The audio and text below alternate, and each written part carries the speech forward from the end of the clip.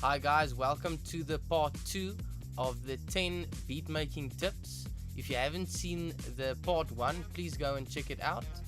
This is now part 2, so let's get started. Okay, so tip number 6 is that noise is not always a bad thing. Right.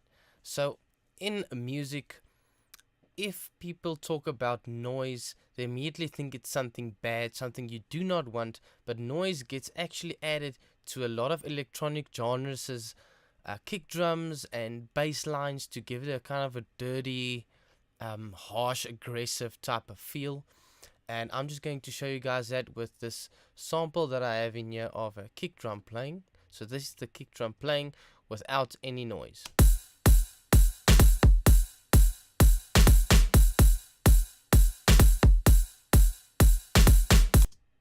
Right, and now when I add distortion to this kick drum, it makes a big difference. So take a listen.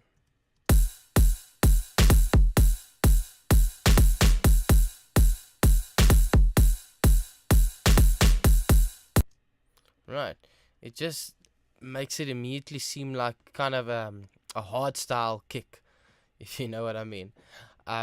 So this is very effective to use with electronic drums, and also throw it on your bass lines as well, because it's going to give your bass lines that dirty feel. If you're going for like a drum and bass or a dubstep kind of feel, it's really going to help it stand out and sound like the professionals. Okay, so we are on tip number 7. And for tip number 7, what we're going to look at is panning your drums. Do not forget about panning your drums, please, because it gives a way more realistic feel to your drum sound, right? The listener is going to feel more engaged with your music. The person is going to feel more part of your music because it's going to seem more realistic to them, right? So you've got different perspectives when it comes to panning. Me personally, I like to use the drummer's perspective, so that is where it sounds like the drum kit is stacked right in front of you, right? So your snare will be kind of in the center, a little bit off center. Same with your hi-hat, and your toms will kind of move all around like that, right? So that's kind of how you would like to pan it when you're using the drummer's perspective, right? So, I've got 2 examples here of just the difference in sound that it makes when it is panned and when it is not panned, right? The example that I always use about how important panning is that it's like watching a 3D movie, right? The more realistic the movie, the more engaged the viewer feels with the movie, the more connected they feel when everything is moving around their face and all sorts of stuff like that when it comes to 3D movies, right? So you're kind of creating that same type of illusion for your listeners, right? Making it sound like they are sitting on the drum throne, right, with the drums playing all around them, right? So it also kind of makes them feel much more engaged with the music. So let me play these examples. So this is the drum beat, a drum fill, without any panning done to it.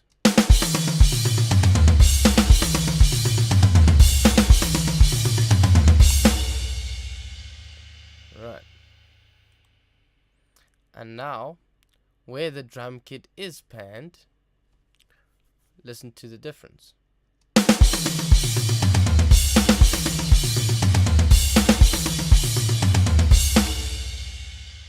Right. It feels like the drums are moving around the listener, and that is essentially what you want. Right. So do not forget to pan your drums and all of your other instruments as well. Okay, so we are on tip number 8, and tip number 8 is all about velocity. Make use of velocity, because like panning, that's something as well that kind of creates a more realistic feel for the listener, makes them feel more engaged, and then they'll probably like your music a little bit more as well, because they feel a bit more connected to it, because it feels more realistic, right? So when I talk about velocity, I'm talking about the different volumes, right, of your different hits, for example, your different snares or your different hi-hats or anything like that. So I'm gonna play you guys a beat that we used earlier in this video without any velocity changes. Right, so as you can see here, I've got the beat in front of me, right? And as you can see, all of the velocities are the same, so they're all equally as loud. Right, so just listen to what this will sound like.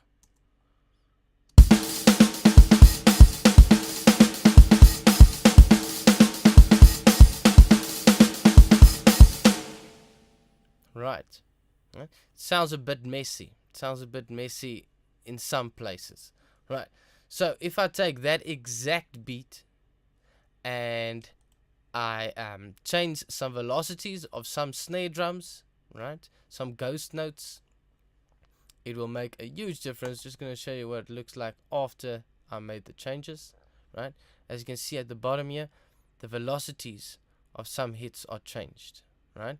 You still have your core hits, right? For example, your kicks and your snares, right? But little hi-hats or little ghost notes of the snare drum, those ones are the ones that you will want to kind of play around with the velocity on, right? And also if you have double notes right after each other, it's also good to kind of adjust the velocity between them. So let's just listen to what this beat sounds like. So it's the exact same beat as the previous one, just with velocity changes.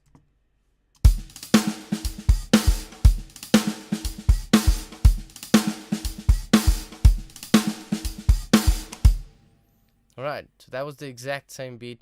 Does not sound so messy anymore. It sounds more controlled and it sounds way more vibey. It feels like it has way more feel than the previous beat that I played you. Right, so do not forget to add velocity to your different drum hits.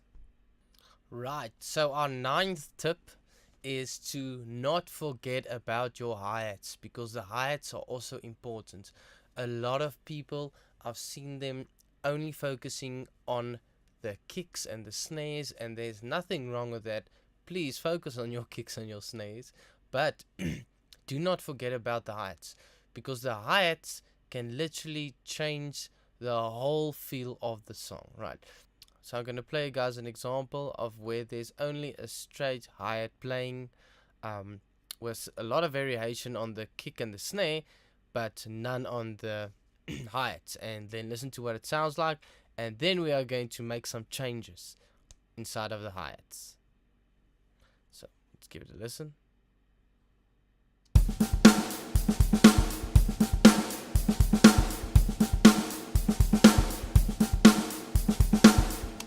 Right, you can hear the kick and the snares, they sound nice, but the hi-hat is kind of lacking creativity. It's just the whole time. So a quick way to kind of mess around with it, with the rhythm of your hi-hat, if you don't know exactly what you're going for, is to add hi-hats everywhere.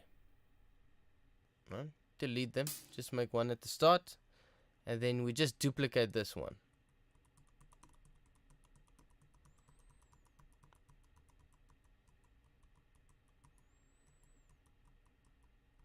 Right, just like that. So there's hi-hats everywhere.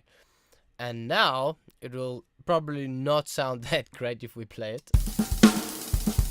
Yeah, that's a bit intense. So what we can do now is we can literally just take away a few of our hi-hats. Just random hi-hats at random places. Alright? As you can see, that's exactly what I'm doing at the moment. Right? Just like that. You can see now we've got some kind of weird pattern going on. Let's see what that would sound like. No, it's still a bit too much, so we can still just break it up a little bit more. Alright.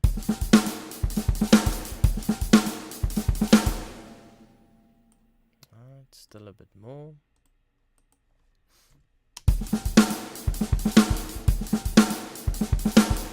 Right, so now you can hear there's a little bit of variation inside of the hi-hats, But this will also obviously go very well if you follow the previous tip, which is velocity changes. Now, if we have our hi-hat rhythm there, remember to make some velocity changes to them to just give them a bit more of a feel. Otherwise, it's going to sound too robotic, and it also may contrast with your underlying beat, which is your kick and your snare. So just check that out. Okay, guys, so the 10th tip is to just take your time, right? So a lot of people, they get frustrated and they can't get it to sound the way they want it to sound, and then at the end of the day they just give up completely on it and start a new project, right? But the thing is, it's probably going to happen again in your new project as well. You're going to get frustrated because you don't know how to get it to sound like you want it to sound. So please just take your time and take a few minutes each day to just sit with the beats and try and recreate them and play around with the velocities a lot and the panning and all of the tips that I mentioned earlier, and your beats will sound great. Thank you so much for watching this video. I hope these tips is going to help you with your beat creation.